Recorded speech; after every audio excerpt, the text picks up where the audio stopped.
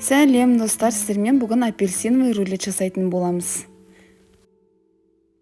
Ең алдымен апельсинімізді дайындап аламыз. Оған бізге қажет су, апельсин және де шекер керек болады. Қатты отқа қойып, бір қайнатып аламыз.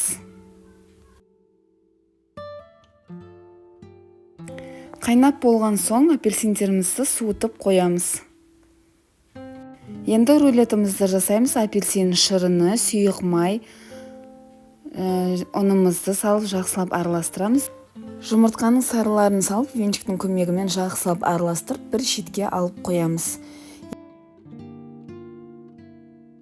Жұмыртқамыздың ақуызына шекерді аз-аздан салып, миксерлейтін боламыз. Осылай ағарғанша миксерлейміз. Миксерлеп болған соң үстінен жаңағы дайын болған тестамызды салып, лопатканың көмегімен жақсылап араластырамыз.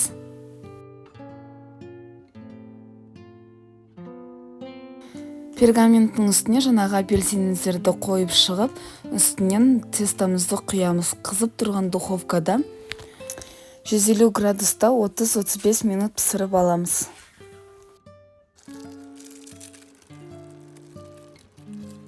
Пісіп шыққан соң үстінен кремімізді жағып, рулет тәріздес орап шығатын боламыз.